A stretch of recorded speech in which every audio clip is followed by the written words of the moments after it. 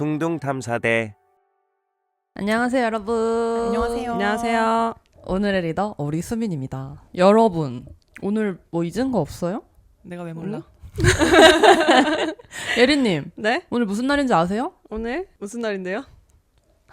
오빠 무슨 날이지? 오빠 오늘 둥둥탐사대 1주년이야. 미쳤다. 네. 우리가 지금 소통을 한 지 지금 365일이 지난 거예요? 진짜 어떡해요? 대박이다. 우리가 이걸 1년이나 하다니. 둥둥의 첫 돌이에요. 미친. 돌잡이 해야 되는 거 아니야? 그동안 정말 많은 분들이 저희 둥둥과 함께 여러 오지를 함께 탐험을 해주셨는데요. 다들 둥둥을 하면서 일상에 어떤 변화가 좀 찾아왔나요? 변화? 굉장히 부지런한 사람이 됐다. 맞아요.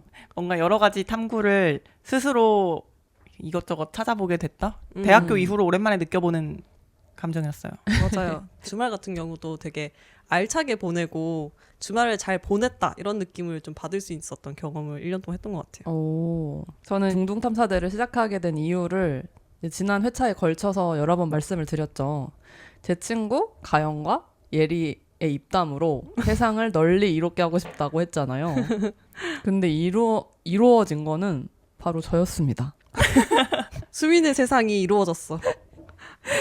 그래서 저는 둥둥 1주년을 맞이하면서 이제 둥둥이라는 존재가 저한테 어떤 의미일까 생각을 해봤는데 곰곰이 돌아보니까 저한테 둥둥은 대원들로부터 그리고 또 청취자분들로부터 그리고 무엇보다 제 자신으로부터 좀 위로를 받게 해준 활동이었습니다. 감동적이야. 그래서 둥둥이 저에게 어떤 게 위로가 되었냐 했을 때 일단 제가 퇴사하고 나서 이제 쉬고 휴식하는 것을 엄청 즐기기도 했습니다만 현대인이다 보니 좀 그 불안함이 찾아올 때가 당연히 있었단 말이죠. 그래서 가끔 너무 놀면 좀 죄책감이 느껴질 때가 있잖아요. 이제 그럴 때 둥둥탐사대는 저를 좀 해야 할 일 있는 사람 늘어지지 성취감이 않게. 근데 되게 중요한 것 같아요. 네. 맞아. 뭔가 쓸모 있다. 이제 그런 사람으로 느끼게 해줬고 그리고 또 어딘가에 소속되어 있다는 감각도 이제 계속 안겨줬는데요. 그래서 저한테 둥둥은 단순한 콘텐츠 활동을 넘어서 불안한 시기 속에서 저를 잡아준 든든한 위로가 되어주었던 것 같아요. 내 손을 잡아. 그래서 1주년을 맞아서 어떤 주제를 다뤄볼까 좀 고민을 했는데 지난 1년 동안 둥둥이 저에게 되어준 그런 단어를 골라보았습니다. 바로 위로입니다. 그래서 오늘 1주년 특집 제대로 위로하고 위로받는 법에 대해서 깊이 탐사해 보겠습니다. 여러분은 혹시 어떤 상황에서 위로가 필요한지 좀 궁금한데요. 제 경험상 저한테 여러분들은 좀 위로를 해주는 그런 롤인 사람들 같아요. 그래서 막 저는 뭐 둥둥에서도 그렇고 그냥 사적으로도 그렇고 여러분들이랑 뭐 친구들한테 내 가족사나 아니면은 뭐 전남친, 뭐 전전남친 그런 얘기부터 해가지고 제 얘기를 이렇게 막 제잘제잘 하는 걸 좋아하는데 여러분은 좀 과묵스트시잖아요. 그래서 그런지 제가 여러분들을 위로해드린 적이 없는 듯? 그래서 있으면 말해주세요. 그걸로 또 위로를 받게요. 위로. 근데 과묵스트라고 표현을 하셨는데 과묵이라기에는 제가 느낄 때는 예린님도 예린님 나름대로 우리한테 넋두리도 많이 했고 저도 제 나름대로 넋두리를 했는데 수민님의 느끼는 언어에서는 그게 위로를 필요로 하는 말이 아니었다고 생각을 했나 봐요. 아, 그러니까 맞아요. 위로보다는 고민 느낌이었어요. 그쵸. 그쵸. 네. 위로라는 게 저한테는 되게 감정적인 무너짐 그런 것과 다 있는 해결책 같거든요. 그러니까 원인이 불명확한 어떤 사건으로 내 마음이 무너졌을 때 필요한 거. 그게 저한테는 좀 위로인 것 같은데 네. 아직 수민님한테는 그런 거를 보인 적이 없고 제 친구들한테도 딱히 그런 일이 없었던 게 왜냐면 저한테는 그게 상실, 뭔가 관계의 끊어짐? 되게 소중한 관계. 훗날에 제가 키우는 고양이나 부모님 같은 되게 가까운 사람을 잃었을 때라던가 그럴 때는 필요할 것 같아요. 네, 지금 많이 정립해 두세요. 그때 좀 세게 위로해 주세요. 그 외에는 아무튼 혼자서 저도 금방 털어내고서 일어나는 타입인 것 같고 아니면 수민님이 말했듯이 그 예린님한테 느꼈던 것처럼 그런 해결? 내지는 그냥 너 생각은 어때? 뭐 이런 식으로 음. 조언을 구한 적은 좀 많은 것 같아서 이건 제가 슬픔보다 애초에 좀 화가 더 많아서 그런 것 같기도 해요. 맞아. 왜 이렇지? 아우 답답하네. 뭐 이런 경험을 더 많이 했고 맞아. 그리고 뭐 슬픈 일이든 뭐가 됐든 여러분한테 뭔가를 털어놓기 전에 제 스스로 뭔가 이미 끝내고 이런 일이 있었다 뭐 이런 식으로 말할 때가 더 많은 것 같습니다. 맞아. 네. 저도 가영님이랑 비슷한 것 같아요. 그러니까 내가 무너질 정도의 경험을 최근에는 하지 못했던 것도 있고 제가 위로받고 싶은 경험보다는 위로받고 싶을 때 해결받고 싶어요. 저는 이 감정을 다스리려면 이성적인 사고가 들어와야 된다라는 가정하에 이럴 땐 어떻게 해야 돼? 뭐 이러든지 그냥 여러분한테 화를 막 쏴버리고 그냥 끝내버리다든지 뭐 그런 식으로 많이 했던 것 같아요. 최근에 받은 위로를 말씀해 주셔가지고 생각을 해보면은 저한테는 인류애가 좀 충전되는 소식들이 있잖아요. 유튜브 알고리즘으로 접한다든지 요즘에는 인스타그램에도 그런 소식들 전하는 계정들이 있는데 그런 훈훈한 사건들이 저한테는 또 위로가 되는 것 같아요. 맞아요. 그러니까 범인류적인 위로? 내가 인류애를 상실하지 않게 지탱해주는 거. 어쨌든 누구나 이 세상에 태어난 이유라든가 그런 거를 가지고 있어야 공허하지 않고 덜 고독하잖아요. 그런 거를 채워주는 것도 저한테는 소소한 위로가 되는 것 같아요. 한마디로 패배주의나 냉소주의에 젖지 않게 하는 거. 그런 면에서 최근에 저희가 함께 읽었던 몽테뉴의 책이 위로가 되어줬달까요? 네, 그중에서도 제가 그때 짧게나마 소개를 했었던 구절 중에 이렇게 썩어빠진 시대에 세상에 물들지 않고 스스로를 지켜냈다고 자부할 수 있다는 거, 그게 되게 하찮은 만족감이 아니다. 이런 구절이 있었는데 요 맥락에서 다시 한번 소개를 해드리고 싶습니다. 정말 좋은 책이었어요. 만약에 책 읽기 좀 귀찮으신 분들은 둥둥담사대 46화를 한번 들어주시면 깨알 됩니다. 홍보. 좋다.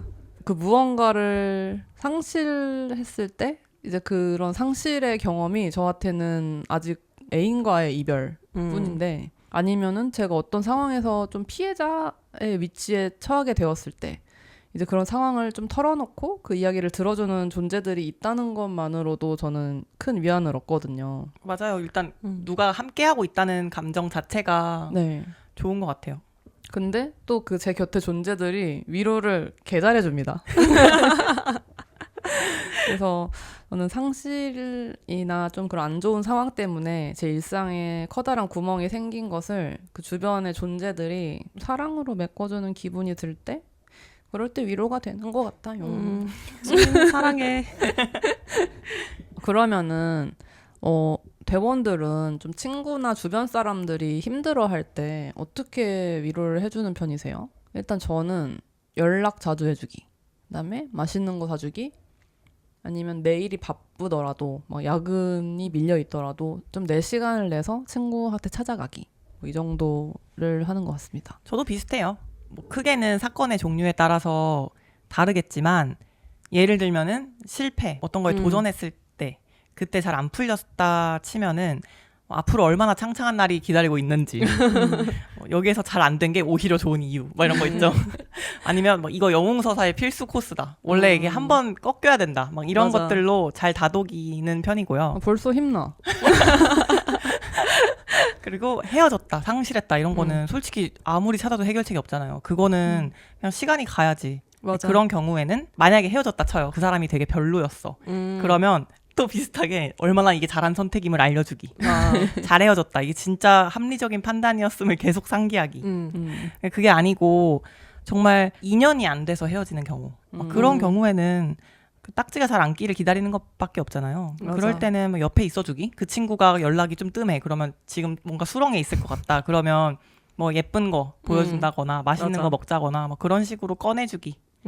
비슷한 것 같아요. 저도 맞아. 수민님이랑. 저도 비슷하게 그 친구가 이제 좀 상실감이라든지 좀 힘든 시기를 겪고 있을 때 그 자신의 삶의 그 기본적인 것들 있잖아요. 원초적인 것들을 놓지 않게 좀 그래요. 알려주는 맞아, 거. 맞아. 깨 챙겨 먹기 네, 이런 거. 네네. 너 저번에 그 가영님이 해줬던 얘기 중에 진짜 슬플 때가 있었을 때 이렇게 슬픔에 잠겨서 자기 관리하는 걸 놓치면 몇 달 뒤에 트러블이 얼굴 지배할 것이다. 그게 너무 좋게 충격인 거예요.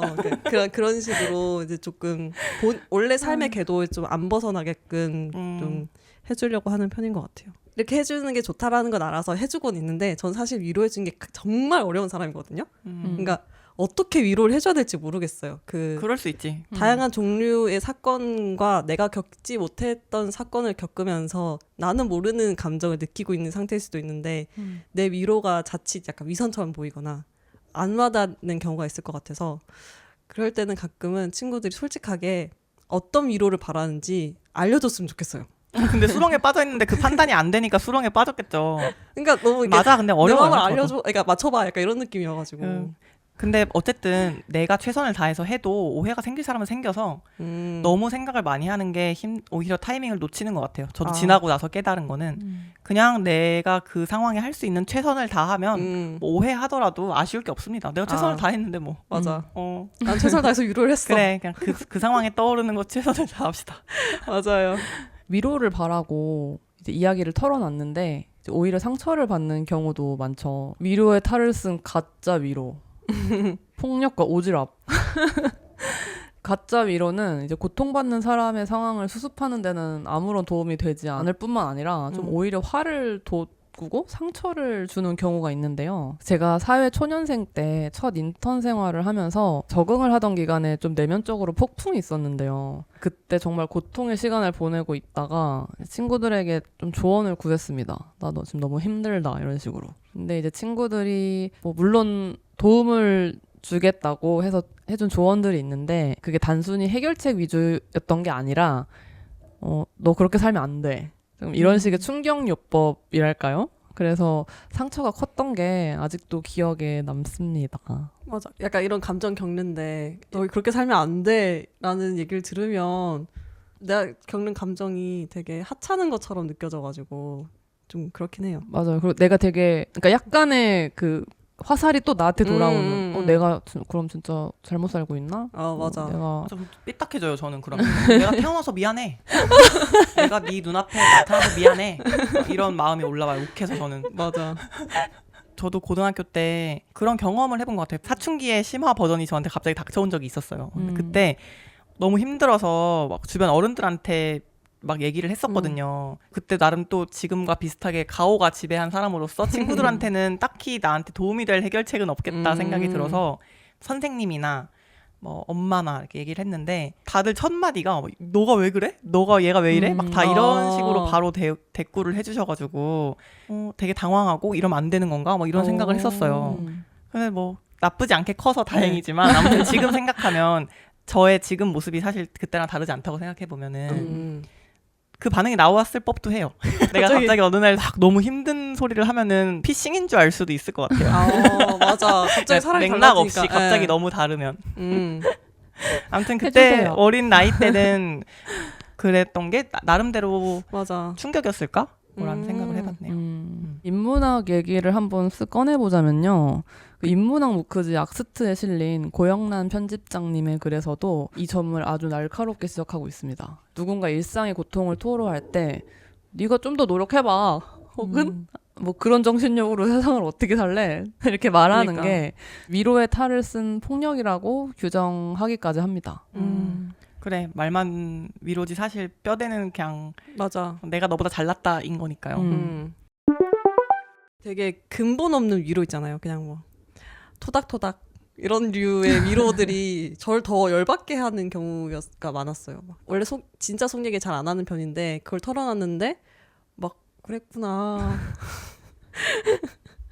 너 아니야 이거 다 지나갈 거고 넌 무조건 잘 될 거야. 약간 이런 류의 위로를 받으면 이게 감정적인 공감을 제대로 받지 못한다라는 느낌을 받으니까 이 관계에 대한 나에 대한 이해도가 이 친구가 떨어지는구나라는 생각이 들어서 조금 실망했던 경우가 있었던 것 같기는 해요. 맞아, 저도 정확하게 완전 같은 사례로 한번 거리가 멀어진 적이 있었는데 제 얘기를 저도 예린님처럼 잘 안 하고 이미 지난 뒤에야 털어놓는 스타일인데 한 번은 어쩌다가 이제 술 같이 마시면서 그런 고민을 제가 들어주니까 기브앤테이크 같은 분위기가 형성이 돼서 네. 제가 그때 이별도 한 데다가 이래저래 여러 가지 일이 겹쳐서 꽤 힘든 시기였단 말이에요. 나 사실은 이런 일이 있어서 되게 정병식이다 막 이런 걸 그냥 툭 털어놨어요. 근데 그 친구가 별로 제대로 듣지도 않고 막 그냥 맥락도 없이 나한테 행복하자 이러는 거예요. 자이언티 아니야? 너무 놀래서 제가 술을 잘 못 마십니다, 네. 여러분. 근데 그때 술이 싹 깼어요. 아무튼 네. 요점은 그냥 예쁜 말, 음, 듣기 좋은 말만 하면 된다고 생각하는 사람들도 반성해야 된다. 맞아. 네, 그런 스파르타랑 비슷하게 죄야 그것도. 그렇다면은 진짜 위로는 어떤 것인지 한번 탐사를 해볼까요? 서점에 가보면은 이제 옛날엔 아프니까 청춘이다. 뭐 미움받을 용기 이런 책들이 좀 시대를 관통하면서 수십만 부씩 팔려 나가는 현상을 봐왔는데요. 정작 우리는 이 위로라는 단어의 그 본질적인 메커니즘을 꽤나 오해를 하고 있습니다. 어원을 살펴보면 그 오해의 간극이 되게 명확하게 보이거든요. 그래서 위로의 어원인 라틴어 콘솔로로는 함께, 콘과 달래다, 솔라리가 합쳐진 말로 구덩이에 빠진 사람을 위해 진흙탕 속으로 같이 뛰어드는 것을 의미한다고 합니다. 그리고 독일어 어원인 트리스텐 역시 그 단순히 그냥 눈물을 닦아주는 행위가 아니라 상대방이 다시 일어설 수 있도록 내면의 힘이나 신뢰를 굳건하게 지지해주는 적극적인 조력의 과정을 뜻한다고 하는데요. 구덩이에 빠진 사람을 위해서 같이 진흙탕 속으로 뛰어들기. 이게 저는 꽤나 낭만적이고 위로를 관통하는 말인 것 같아요. 한때 머리에 그렸던 사랑의 정의를 비가 막 쏟아질 때 우산을 주는 것도 좋지만 같이 뛰어들어가지고 젖는 게 좀 사랑인 것 같다라는 생각을 했었거든요. 맞아. 그래서 그게 사랑에서는 되게 낭만인데 근데 다른 면에서는 친구라고 생각을 했을 때는 아 우산 줬으면 좋겠어요. 맞아. 지워줬으면 좋겠어. 친구였으면 우산 줬으면 좋겠다는 생각도 또 드네. 왜일까? 진짜 위로라고 하면은 일단 나를 판단하거나 시시비비를 가리기보다는 내가 무슨 짓을 했든지 일단 얘는 그럴 만한 이유가 있겠지라고 생각을 한 뒤에 거기서부터 출발하는 거. 그게 굳건한 지지의 증거인 것 같아요. 맞아요. 맞아요. 그 믿음. 내가 아무리 천치 같은 짓을 하더라도 얘가 평소에 안 그런 걸 알잖아요. 그러면 너 왜 그렇게 했어? 이게 아니라 그거 그냥 자동으로 생략할 수 있는 거. 그게 지지의 증거가 아닐까 생각합니다. 맞아. 제가 어떤 위로를 받았을 때 가장 위로를 받았는가를 좀 생각을 해봤는데 그 기준으로 봤을 때 저는 온전한 해결 방향을 제시해주는 위로가 가장 좋은 위로라고 생각을 했거든요. 이게 진짜 상대방의 상황에 감정을 이입을 해보고 그걸 내 입장에서 좀 한번 돌려보고 해주는 위로라고 생각해서 오히려 더 진정성이 있지 않나? 라는 생각을 했어요. 이것도 정도를 가려서 하긴 해야 돼요. 너무 이제 감정이입이 또 돼서 자기 입장에서만 얘기하다 보면 또 오해를 불러일으키는 말이 나오기도 해가지고 주도권을 빼앗을 정도로의 그런 방향 제시는 하지 않는 정도에서 그런 위로가 좋지 않나 생각을 했네요. 지금 예리님이 해결책을 원한다고 해주셨는데요. 제가 유튜브를 보니까 100명을 대상으로 설문조사를 했는데 대부분의 사람들에게 가장 큰 위로가 되었던 것은 무엇이었을까요?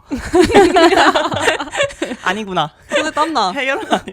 근데 이런 상황 익숙해요. 이제 하도 인스타에서 갈굼당해서. 맞아.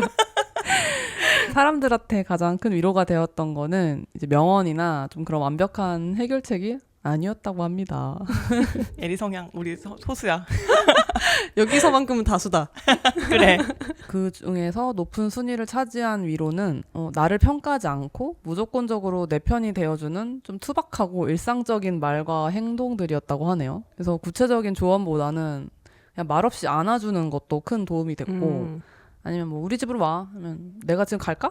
이런 식으로 아니면은 뭐 애인이라면 내가 돈 벌 테니까 그만둬 이런 든든한 안전기지가 되어주는 말들도 되게 높은 순위권에 있었습니다. 제 기준에서는 좀 내가 해주고 싶은 위로, 내가 해줄 수 있는 위로가 내가 받고 싶은 위로가 아닐까 하는 생각도 드는데 이 관점에서 보면은 여러분들이 상대한테 해주는 위로 방식이 받고 싶은 위로가 맞나요? 아까 말했던 것처럼 저는 제가 해결해주기 위한 위로가 제가 받고 싶은 거라서 네. 저도 그렇게 해준다라고 말했기 때문에 좀 비슷한 맥락이 있는 것 같긴 해요. 저도 거의 비슷한데 저는 그때그때 맞춰가지고 이제 저의 사회성은 그런 식으로 성장을 해왔기 때문에 네. 어쩔 때는 일치할 때도 있고 어쩔 때는 아닐 때도 있어요. 예를 들면 저도 평소에는 해결책을 받는 위로를 선호하는데 이제 나이를 먹으니까 내가 웬만한 거는 해결책을 도출할 수 있고 맞아. 또 해결책을 원하는 거는 AI가 오히려 더 잘 뽑기도 하잖아요. 그래서 한편으로는 끼니 챙겼는지 물어봐주는 친구 이런 거가 위로가 되기도 하는 것 같아요. 맞아. 저도 여러 회차에 걸쳐 말씀드렸듯이 뇌가 과부하가 걸리면 저의 몸을 과신해서 막 혹사시키는 경향이 있고 그게 또 나를 예민하게 하는 악순환에 빠지잖아요. 그걸 방지해주는 일상 챙기는 위로? 그런 거가 필요할 때도 있다. 근데 이게 무조건적인 건 아니어서 그때그때의 문제의 성격과 그 사람의 성향과 또 나의 여유 이런 것도 다 되게 잘 맞물려서 가야 되는 것 같아요. 근데 저는 이제 혼자 산지 꽤 오래됐잖아요. 그리고 이제 주변에 친구들도 각자의 또 저 말고 다른 사회생활이 있으니까, 사회세계가 있으니까 막상 막연한 다정함, 예를 들어서 힘들다 했을 때 바로 달려와주길 기대하면서 하는 그런 말들을 선뜻하기 어려운 부분도 있는 것 같긴 해요. 그게 시간적인 것도 잘 안 맞을 때도 있고 수민님한테 제가 막 힘들 때 힘들어요 이렇게 얘기하면은 바로 와주실 건가요? 네. 당연. 방금도 살짝 느끼셨겠지만 성향별로 좀 해결책을 원하기도 하고 원하지 않기도 하는 것 같아요. 그래서 여기서 꺼내보는 MBTI. 나올 게 나왔다. 성격 유형별로 정보를 처리하고 타인의 고통에 반응하는 메커니즘이 다르기 때문에 효과적인 위로 방법이랑 선호하는 위로 방식에는 뚜렷한 차이가 있는 거를 릴스나 유튜브로도 볼 수 있죠. 너무 많은 전쟁이 있었어요. 네. 크고 작은 전쟁들이. 그래서 그 위로에서도 역시나 가장 핵심적인 차이는 상황을 판단하는 기준인 T, 사고형과 그다음에 F, 감정형의 공감 방식에서 나타납니다. 그래서 일단 유명한 거는 뭐 나 오늘 우울해서 빵 샀어. 그게 있죠. 여러분은 MBTI적인 그런 이미 우리는 릴스에서 많이 봤잖아요. 네. 뭐 T는 어떻다, F는 어떻다 이런 거 다 제쳐주고 진짜 여러분은 어떻게 반응해요? 우울해서 빵 샀다? 지금은 괜찮아? 수민님은요? 저는 네, 지금은 이 문장이 너무나 너무 박혀가지고. 템플릿이 돼버렸죠. 네. 근데 진짜 만약에 제가 나 오늘 진짜 우울해가지고 빵 완전 많이 사옴. 근데 완전 많이 사옴에 너무 궁금하긴 하다 이렇게 말하면 얼마나? 갑자기 무슨 빵인데? F마저도 얼마나? 맞아. 무슨 빵도 안 빵이길래. 물어보고 감정도 안 물어보고 얼마 썼는데? 제가 MBTI를 왜 끌고 왔냐면요. 제가 최근에 좀 슬럼프가 있어서 또 중둥의 문을 두들겼습니다. 근데 시도 때도 없이. 이리 오너라. 근데 어쨌든 제가 원하고 제가 해주는 그런 위로의 방식은 좀 뭐 친구에게 찾아가거나 뭐 그런 막 포옹이라던가 실제로 보고 이렇게 서로 뭔가 체온을 느끼는 그런 방식이거든요. 근데 그날부터 가영님이 자꾸 막 빵 같은 걸 구워주고 맛있는 맛집 그런 데를 보내주고 그러는 거예요. 알고 보니 가영님의 위로 방식이 그 방식이었던 겁니다. 근데 저는 그 방식을 생각을 못하고 있다가 그때 딱 깨달은 거예요. 이게 사랑이구나.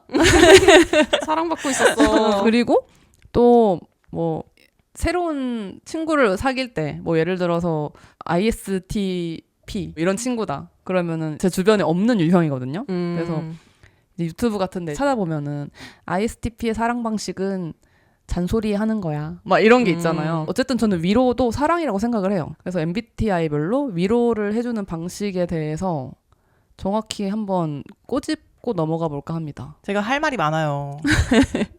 제가 MBTI 분석을 진짜 좋아하고 든든해. 관심이 되게 많은데 대부분의 사람들은 인터넷을 할 때 깊이 생각하고 싶지 않아 하죠. 당연히. 그러다 보니까 MBTI 밈도 그냥 재미로 취급하고 싶어 하는 것 같아요. 도파민. 네, 그러다 보니까 뭐 T는 이래, F는 이래 이래서 무슨 청팀 백팀처럼 완전 이분법적으로 생각을 하잖아요.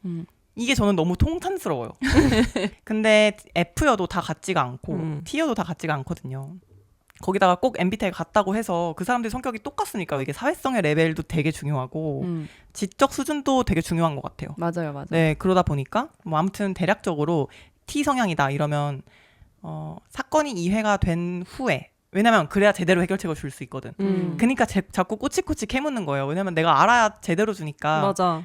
아무튼 그게 주요 메커니즘이죠. 그리고 F들은 일단 위로하고 나중에 얘기를 듣거나 아니면 얘기 안 들어도 상관없어. 왜냐하면 어떻게 됐건 난 네 편이니까. 그런 메커니즘이에요. 근데 이제 T들이 느끼기에는 상황을 파악도 안 하고 무조건 무조건 지지해? 음. 내가 틀렸을 수도 있잖아. 음. 막 그런 게 어긋나기 시작하는 건데, 근데 이제 이게 TF가 또 다르다는 부분은 제가 얘기하는 게 혹시 지루한가요? 아니요? 유익해 너무. 네. 자세하게 나눠보자면 F 중에서도 외향 감정이라는 게 있고 내향 감정이 있어요. 네. 그냥 간단하게 음. 묵자면 외향 감정을 쓰는 MBTI는 FJ들이에요. 반대로 FP들은 내향 감정이에요. 안으로 품는 공감이에요. 그러니까 둘의 차이는 FJ들은 눈치가 빨라서 일단 상대방의 감정을 잘 읽습니다. 그리고 안정시키는 데에 좀 능해요. 그래서 네가 뭘 해도 혼자가 아니고 난 널 지지할 거야. 이런 표현을 합니다. 표현을 해요. 어쨌든 주기능에 이게 있는 사람들이 NFJ 아니면 FJ, 그러니까 ENFJ나 ESFJ들이 이런 거를 특히 잘하고요. 반대로 FP들은 그런 마음이었겠다. 그럴만 하겠다. 뭐 이런 식으로 파고드는 생각을 하면서 그 마음 자체를 그냥 존중을 합니다. 그러니까 그러다 보니까 더 조심스러워지는 어떤 경우에는 말을 건네지 못하는 사람들도 있어요. 그러니까 이게 음. 주기능에 있는 사람들 INFP, 뭐 ISFP 뭐 이런 분들인데 이런 분들은 간혹 어떤 INFP 뭐 이런 분들은 오해를 사기도 해요. 그래서 얘 되게 공감력 높은 줄 알았는데 얘는 F인데 사페 같네? 이런 말을 듣는 이유가 너무 고민이 많아서 그걸 못 뱉어서예요. 생각이 그러니까, 너무 네. 많아서. 근데 반대로 막 ENFJ 이런 분들은 그런 리더십 같은 것도 있고 안정시키는 거에 특화가 됐다고 했잖아요. 그러니까 이 상황을 어떻게든 안정시키려고 좋은 말을 되게 잘 쏟아냅니다. 그래서 진짜 공감이라고 했을 때 같이 있어주고 뭔가 말로 안정해주고 이런 거는 FJ 이런 분들이 더 잘한다고 보여질 수 있다. 네. 그리고 T로 넘어가면요. 그러니까 TP들은 내향 사고예요. 분석하는 거에 능한 거거든요. 그래서 이런 분석을 주 기능으로 쓰는 MBTI는 ISTP 방금 수민님이 말해주신 네. 주변에 잘 없다고 한 그 E팁 또는 인팁 이렇게 둘은 상황 분석을 하는데 되게 능해요. 그래서 왜 이렇게 사건이 흘러왔을까? 왜 네 성격에는 이런 일이 닥쳤을까? 이런 식으로 근원을 찾는 게 되게 중요합니다. 그 사람들한테는. 네. 맞아. 그래서 이게 주기능에 있는 사람들은 인팁, 이팁이고요. 부기능에 있는 사람들은 N팁, E팁이에요. 그래서 아무튼 TP로 끝나는 사람들은 현실적인 도움이 되는 그런 걸 같이 탐구해 줍니다. 근데 반대로 TJ들은요. 태토스럽다고 생각하시면 돼요. 외향 사고를 주기능에 쓰는 분들은 ENTJ나 ESTJ거든요. 네. 이분들은 사업가형이라고도 불려요. 그래서 뭐든지 추진하는 거에 굉장히 탁월한 능력을 가지셨는데 내가 현실적으로 너를 지켜준다 이런 느낌이 딱 옵니다. 그래서 일단 해결책 빨리 찾아서 불 끄자. 속도가 중요한 사람들이야 이 사람들은. 그래서 사업가형이 많은 거거든요. 그러다 보니까 당연히 너를 애정하지. 내가 그걸 말로 해야 돼? 그러다 보니까 이 사람들은 그걸 일단 생략을 하고 해결책을 주는 거예요. 당연히 알겠지. 내가 사랑하니까 해결책을 준다는 걸 얘도 알겠지. 근데 여기서 이제 INFP, ISFP 이런 분들은 고마우면서도 한편으로는 내 마음을 잘 듣지도 않고 왜 내 마음은 어루만져주지 않아? 거기에서 서운함을 느끼기도 하는 건데요. 아무튼 이들에게는 TJ들에게는 해결해준다라는 게 굉장한 애정의 증거입니다. 맞아. 네. 애정하지 않으면 해결도 안 해줘요. 네. 그러니까요. 그래서 같은 티어도 그런 내향 사고들은 분석을 해줘서 이 사람이 이렇게 행동한 이유 이런 걸 찾아준다면 TJ는 너가 이렇게 해 일단 해 이런 느낌이에요. 그런 차이가 좀 있습니다. 와 재밌다. 근데 네. 그러면은 예린님은 네. 어쨌든 TJ 쪽이잖아요. 네. 그리고 저는 FP 쪽이고. 네. 그러면은 만약에 제가 예린님한테 제 방식대로 위로를 하면은 조금 답답한 건가요? 저한테 네. 수민님 방식의 위로가 네. 만약에 이렇게 솔직하게? 안아줘. 안아줘? 이렇게 포옹을 이렇게 해준다던가 아니면은 뭐 진짜 갑자기 밤에 차 끌고 와. 그래서 같이 있어줘. 근데 그 의도 자체는 알죠. 의도는 알죠. 근데 이제 진정으로 위로가 됐다. 근데 위로라는 거랑 해결이 별개잖아요. 네. 해결은 안 됐지만 이 사람의 사랑을 마음은 느꼈다. 전해지죠. 네, 마음을 나를 이만큼 느꼈다. 생각하고 있구나. 되게 감동받죠. 그래서 한마디로 정리를 하자면 FP들이 하는 위로는 내 마음을 이해해 주었구나로 정리할 수 있고요. 실제로 FJ들이 하는 유형은 내가 공감을 받았구나, 내 곁에 있어줬구나 이런 느낌이에요. FJ들은. 네. 그리고 TJ들은 해결을 해줬구나. 네, 그런 느낌이라고 합니다. 그렇군요. 네, 아무튼 말이 길어졌는데 그러다 보니까 F들은 진심일수록 좀 따뜻한 말 또는 아니면 아예 함구하기, 네, 왈가왈부하지 않기 이런 게 F식이라면은 T들은 이제 진심일수록 분석 해결하려고 하고 네, 그렇답니다. 맞아요. 재밌는 거는 그러다 보니까 서로 관심이 없는 상대한테 반대 성향이 원하는 해결책을 해준다는 거예요. 그니까요. 아 맞아 네. 맞아. 저도 제가 관심 없는 사람한테는 그럴 수 있겠다. 그러겠다. 이렇게 하거든요. 네. 그 진짜 감정 그러니까 진짜 대충 하는 영혼 거예요. 없을 때. 네. 맞아요. 자, 그럼 이제 여기서 또 약간 미니 게임을 해볼 텐데요. 그러면은 MBTI별로 최고의 위로자 그룹을 한번 꼽아보세요. 이게 지금 인터넷 상에 그 순위가 나와 있거든요. 나 이런 데이터에 좀 민감해 근데 그 모집단이랑 그 네. 위로의 그거를 어떻게 측정했는지. 아, 근데 뭐 아무튼 네. 보편적으로 사회적인 기준에서 생각해 보면 위로라는 거는 앞서서 수민님이 말씀해주신 막 함께 뛰어드는 행위, 네. 진흙에 뛰어드는 행위, 뭐 굳건히 지지해주기 이런 거에 비추었을 때 네. 앞에 저희 함께 공부했잖아요. 네. 함께 있어주는 느낌을 잘 주는 FJ 성향들이 여기에 분포해 있을 확률이 매우 높을 것 같습니다. 네. 뭐 그 중에서도 어쨌든 실제로 표나게 그거를 해야 네. 순위권에 오를 거 아니에요. 어쨌든 생색을 내야 될 거 아니에요. 저는 네. 그래서 ENFJ나 ESFJ가 있을 것 같은데 네.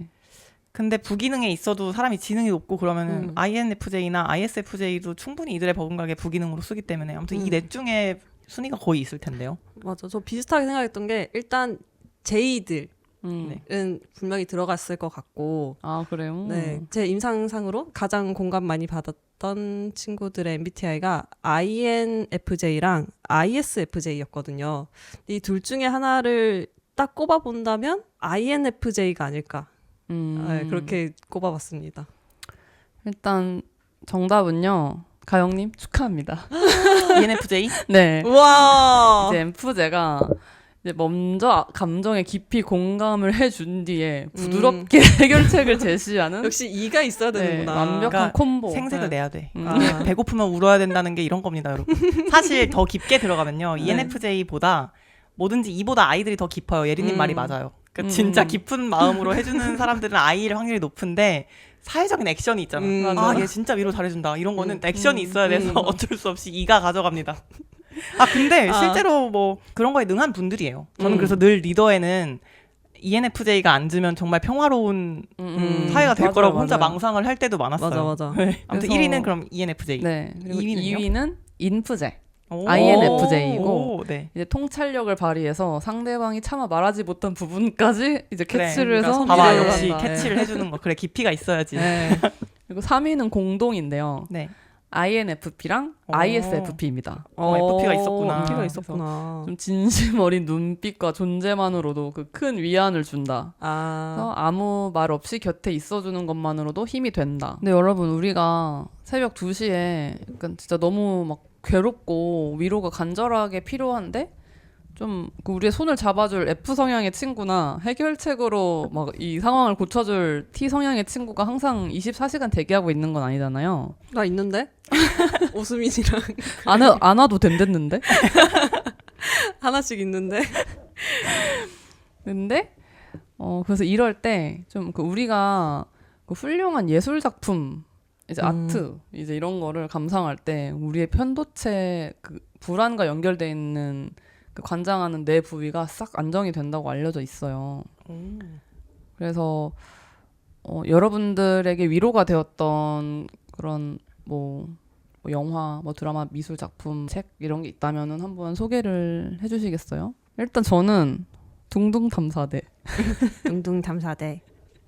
그거 진짜 좋더라. 진짜 위로돼요. 46화였나? 그때 편이 진짜 위로 많이 됐던 것 같아요. 저는 주로 마음이 좀 답답할 때 복수물을 보는데요. 그 친절한 금자 씨나 더 글로리 후반부를 봅니다. 칼춤 추는 구간들을 보시는군요. 네. 통쾌한. 상대방을 용서를 하면은 내 슬픔이 그때서야 완전한 치유가 된 거다. 뭐 이런 말들이 있잖아요. 근데 그 발상을 좀 뒤엎고 진짜 완전 개 사이다. 끝내주는 그런 복수를 한 작품들을 보면은 저는 위로가 되더라고요. 애매한 거 말고. 그래. 맞아. 확실한 완전히 내가 도인될 만큼 용서한 거 아니고서는 복수하는 것도 좋다. 그 감정에 좀 정화작용이 생기고 칼춤 출 때 카타르시스가 느껴진다고 해야 할까요? 우리가 일상생활에서 조금 억눌러 왔던 복잡한 감정들을 그런 아주 세련된 영상물들로 끄집어내서 표현해 주는 게 좀 나 혼자 이 우주에 덩그러니 남겨져서 고통받는 게 아니구나. 그래서 보이지 않는 무언가랑 연결되어 있는 좀 그런 연대감을 느끼기도 하고요. 그리고 또 현대 사회에서는 실패랑 고통을 개인의 노력 부족으로 돌리는 경우가 많잖아요. 이런 컨텐츠들이 나만 이런 일을 겪은 게 아니구나. 고통은 인간이라면 누구나 겪는 보편적인 경험이구나. 뭐 이런 거를 깨닫게 해주면서 좀 스스로를 탓하면서 깊은 수렁으로 빠지는 거를 막아주는 것 같습니다. 수민님은 복수의 느낌으로 이제 가고 복수나 보편성으로 위로받기. 네. 저도 그 보편성 때문에 죽음을 좋아하는 거 아닐까라는 생각이 들었어요. 누구나 평등하다. 네. 지난번에 같이 봤던 책도 죽음을 다룬 내용이잖아요. 네. 인생 별거 없다라는 그런 가치 중립적인 메시지가 인간도 자연의 일부다 하는 큰 차원에서 삶을 관망하게 하는 거 있잖아요. 맞아요. 그래서 그렇게 확대해서 내 인생을 바라보면 하나를 내가 계속 곱씹고 힘들어 하느라고 앞으로 나아가지 못할 이유가 없다는 생각이 들잖아요. 그래서 바로 그 수렁에서 나오게 되는 것 같습니다. 제가 좋아하는 창작물로는 드니 빌레브 감독의 영화 컨택트인데요. 이게 원제는 얼라이벌이고 테드 창의 소설을 원작으로 합니다. 간단하게 얘기하자면 외계 생명체가 지구에 나타나요. 그래서 뭐 몇 시간 안에 그들이 보여주는 메시지를 해독을 해야 되는 거예요. 공포잖아요. 얘가 무슨 말 하는지 모르겠으니까 뭔 소리고. 그래서 언어학자 에이미를 보내요. 배우 이름이 뭐더라? 에이미 아담스. 아무튼 언어학자를 보내서 그들과 소통하는 그런 사건으로 전개가 되는데 아무튼 교훈은 삶을 그대로 받아들이고 수용하기. 그러니까 어떤 비극이 있어도 그대로 내가 수용하기. 나도 자연의 일부니까 그냥 이걸 받아들여라. 우리는 죽는 걸 알면서도 살잖아요.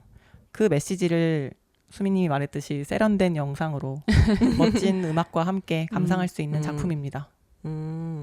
편도체 활성화. 큰 이별을 겪는다든가 뭐 친구와 뭐 좀 멀어지는 상황이라든가 아니면 뭐 회사 일이 좀 잘 안 풀려서 굉장히 뭐 감정도 안 좋아질 때 그런 일을 겪을 때 저는 좀 즐기는 편이다 보니까 그런 감정을 경험할 시간이 별로 없어서 그런 거 왔을 때 마조이스트이기 때문에 충분히 받아들이고 이걸 조금 체화시켜 보자 막 이런 주의여가지고 그래야지 이제 감정이 구체적으로 어디에 기인해서 어떤 감정을 내가 느끼고 있는 건가 그 원인을 좀 파악하려고 하다 보니까 그 상황과 비슷한 영화나 드라마를 찾으려고 많이 노력을 해요. 그래서 그걸 보면서 내가 저런 상황이군 이렇게 생각을 하는데 그래서 상황마다 다르다 보니까 당장에 추천할 게 떠오르는 게 없어가지고 반대의 상황을 좀 추천을 해보자면 약간 힘든 시간 보내는 시기가 있는데 그 공간마저 그 우울함으로 채우기 싫은 때가 있잖아요.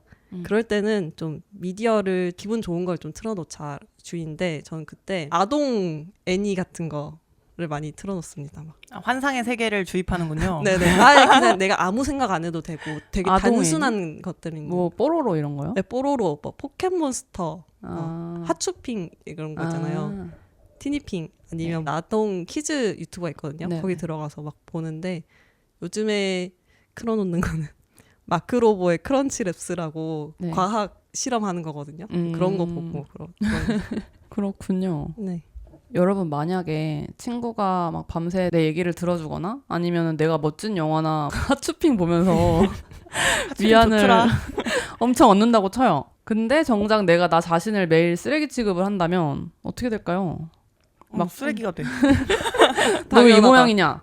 그러니까 옛날에 제가 받은 상처처럼 너는 이 모양이야. 막 너 왜 이렇게 살아? 하면서 막 아무리 외부에서 위로를 양동이로 쏟아 부어줘도 이거 아주 밑빠진 독에 물 붓기가 아닐까요?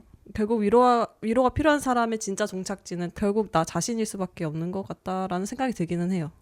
맞아요. 그 외부의 위로가 아무리 훌륭하고 넘쳐나도 그 내부 시스템이 끊임없이 스스로를 막 공격하고 있으면은 그 위로는 결코 오래가지 못하거든요. 증발을 해버리죠. 그래서 심리학에서는 이 모든 외부의 위로를 뛰어넘는 궁극적인 마음의 안전망으로 자기 연민을 아주 강력하게 제시를 합니다. 연민? 저 연민 같은 거 안 해요. 자기를 왜 연민합니까? 자기 연민이 어감이 좀 부정적으로 쓰이는 경우가 현재에서는 좀 많잖아요. 네. 자기 연민에 빠진다. 이게 들었을 때는 썩 좋은 의미로 느껴지지는 않으니까. 네, 근데 많은 분들이 그렇게 생각을 하시고 계실 텐데요. 내가 스스로 문제를 만들어 놓고도 아, 나는 너무 불쌍해. 막 세상이 나를 억까해. 라고 하면서 피해자처럼 행동하는 걸 떠올릴 수도 있습니다. 보통은 그렇게 네. 많이 쓰이니까. 근데 바로 그런 이미지 때문에 자기연민이라는 개념이 오해받고는 하는데요. 그 심리학자 크리스틴 네프가 정립한 자기연민은 그런 맹목적인 자기 합리화나 핑계와는 완전히 다르고 과학적이고 심리학적인 개념입니다. 이 자기연민은 세 가지의 아주 정교한 요소가 이렇게 톱니바퀴처럼 확 맞물려 돌아가는데요. 그 첫 번째 요소가 바로 자기 친절입니다. 아, 자기자비 이런 건가 보다. 나를 친절하게 대하기 스스로를. 네. 이런 개념 네, 저는 처음 들어봐가지고 생소해서 재밌는데요. 저도 그 회사에서 읽었던 것 같아요. 그러니까 나 어. 자신한테도 남들한테 대하듯이 자비롭게 대해라. 맞아요. 네. 그래서 친구가 뭐 크게 실패했을 때 친구한테 네가 그렇지 뭐 너 정말 형편없어 막 이렇게 말하지는 않잖아요. 그쵸. 하긴. 해보기. 내 그렇죠. 친구한테 못하니까 나한테 그러는 거 아니에요? 근데 그 친구들한테는 뭐 앞에서 우리끼리 얘기했듯이 각자의 위로 방식대로 뭐 괜찮아, 뭐 밥이나 먹으러 가자 뭐 이런 얘기를 하겠죠. 그렇게 자기한테도 해결책을 건네보라는 뜻이겠죠. 맞습니다. 네. 근데 다만 친절만 있고 균형이 없으면은 자기 합리화나 좀 나르시시즘으로 흐를 위험도 있겠죠. 나 다 괜찮음. 그러니까 진짜 저렇게 나르시시즘으로 자기 보호를 과하게 하는 본인 과보하는 사람을 보면은 좀 혐오스러워요. 멀리하고 싶다. 그래서 두 번째 요소가 반드시 필요한데요. 그게 바로 공통 인간성입니다. 공통 인간성이 뭐예요? 우리는 실패하면 쉽게 막 왜 나만 이럴까 이런 식으로 생각을 하잖아요. 그래서 스스로를 세상과 단절시키곤 하는데 공통 인간성을 이해를 하면은 그 지금의 실패랑 불안이 나만의 결함이 아니고 모든 인간이 살아가면서 겪는 보편적인 경험이라는 사실을 깨닫게 됩니다. 그러니까 인간이 공통으로 겪는 거라서 공통 인간성인가 봐요. 그러니까 보편성처럼 나만 그런 게 아니다. 이게 오히려 편안하게 해주는 개념인 것 같아요. 네. 그리고 마지막 세 번째 요소가 있습니다. 뭐죠? 바로 마음 챙김입니다. 약간 뭔가 순서대로 흘러가는 것 같긴 하네. 마음 챙김이면 약간 감정 억누르지 않고 감정에 휩쓸리지도 않고 그런 개념. 맞습니다. 그래서 난 안 슬퍼 막 이런 식으로 감정을 부정하지도 않고 이제 내 인생 끝났어 라고 좀 과도하게 빠져들지도 않는 것입니다. 결국에는 균형이네. 네. 네, 극단적으로 가지 마라. 네. 그래서 한 걸음 떨어져서 지금의 고통을 있는 그대로 균형 잡힌 시선으로 바라보는 태도인 거죠. 근데 저 궁금한 게 듣다 보니까 생겼는데 네. 그 어릴 때부터 막 자존감을 높여야 된다, 자존감 키워야 된다 뭐 이런 얘기 듣고 자랐잖아요. 자기 연민이랑 자존감이랑 어떤 차이가 있는지 궁금해요. 자존감은 좀 비교랑 평가를 바탕으로 해서 남보다 잘하거나 좋은 성과를 냈을 때 높아지는 조건부 자산이라고 볼 수 있대요. 그러니까 상황이 좋을 때만 유지되는 감정에 가깝다고 합니다. 그래서 성과가 무너지거나 좀 자아가 위협을 받으면 쉽게 흔들릴 수 있는데 뭐 차갑게 말한다면은 성공할 때만 나를 사랑해주는 조건부 계약과도 같다고 합니다. 반면에 자기 연민은 포유류의 보살핌 시스템, 즉 옥시토신과 깊은 관련이 있습니다. 그러면 자존감을 키워야 된다. 자기 연민을 느껴야 된다. 둘 중에 뭔가 하나를 더 중점적으로 다뤄야 되면은 어떤 걸 더 내가 가져야 되는 자세가 될까요? 그럼 갑자기 궁금해서. 포유류의 보살핌이면 저희가 또 모성회차에서 다뤘잖아요. 옥시토신을 되게 열심히 강조를 했었는데 사랑할 때 나오는 호르몬, 보살필 때 나오는 호르몬이라고 했던 거잖아요. 네. 그래서 자기 연민은 평가를 하지 않는데요. 그 뒤처졌을 때나 아니면 큰 실수를 했을 때도 있는 그대로 나를 따뜻하게 품어주는 능력이라고 합니다. 나는 그냥 계속 내 편. 네. 네. 그러면 자기 연민은 어떤 거에 비유할 수 있을까요? 항상 있어주는 거니까 뭔가 다정한 반려동물? 그런 느낌이 아닐까요? 항상 내가 어떤 상태여도 다가와주는 존재. 맞아요. 정말 아름다운 표현이네요. 그래서 우리가 궁극적으로 길러야 할 거는 그런 다정한 반려견 같은 마음일 수도 있습니다. 자, 여기까지 저희가 위로에 대한 공부를 해봤는데요. 유익하다. 그래서 이제 시험을 볼 겁니다. 아 무서운데 나 컨닝할래. 위로를 얼마나 잘해주나. 여러분 요즘 뭐 위로받고 싶은 일이나 아니면 고민 같은 게 있나요? 저는 유일한 동네 친구가 있었는데 사실상 그 친구 때문에 이사를 왔다 해도 과언이 아닐 정도로 정말 친한 친구가 있었는데 그 친구가 이제 결혼을 하면서 이럴 수가.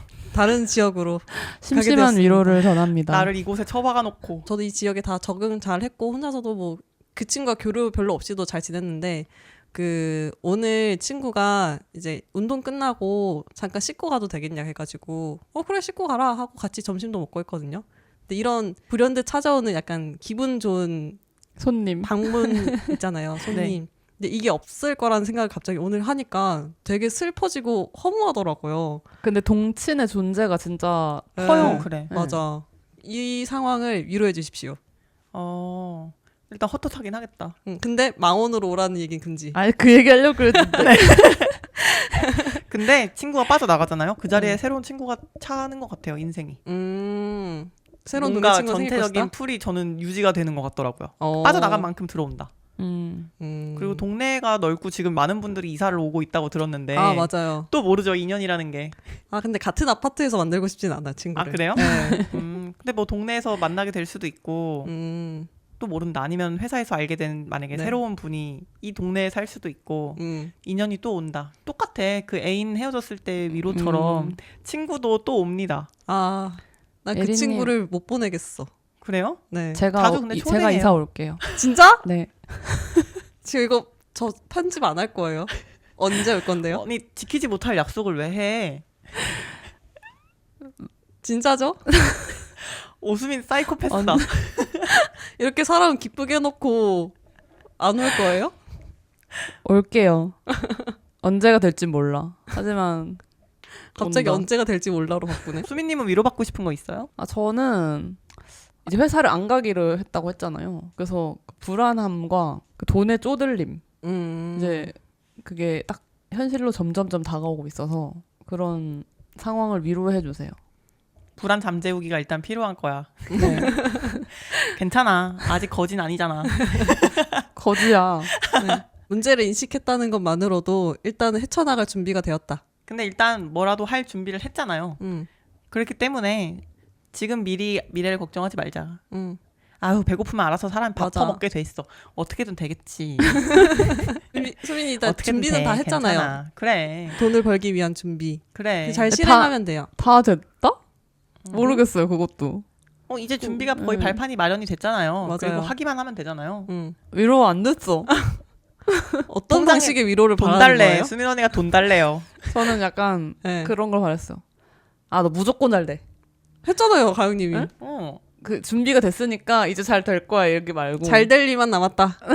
오수민의 앞일은 이제 금바치다.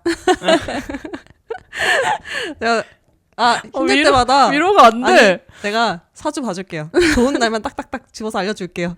네, 그날 손님 오는 날입니다. 감사합니다.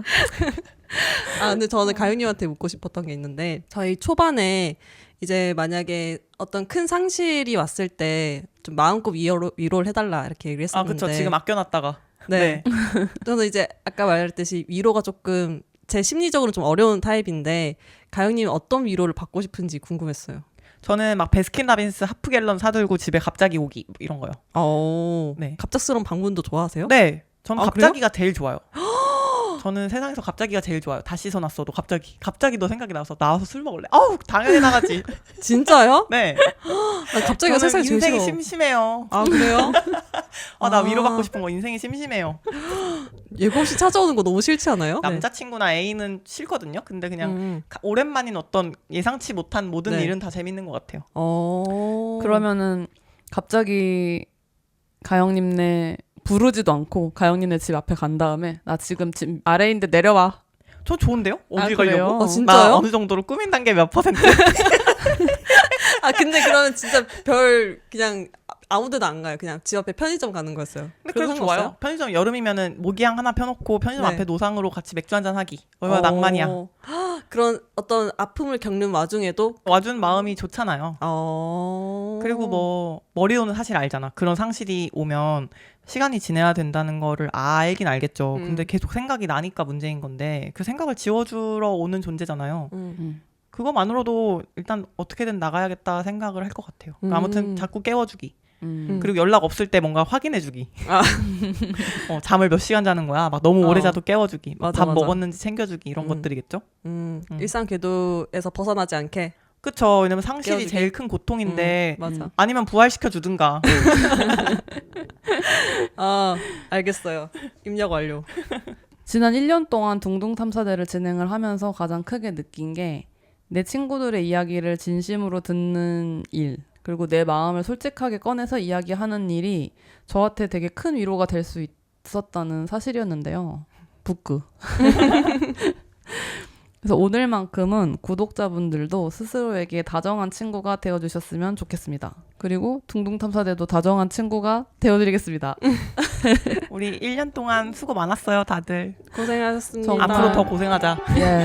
등등탐사대 1주년 축하해. 2주년 때 만나요. 안녕. 안녕. 둥둥 탐사대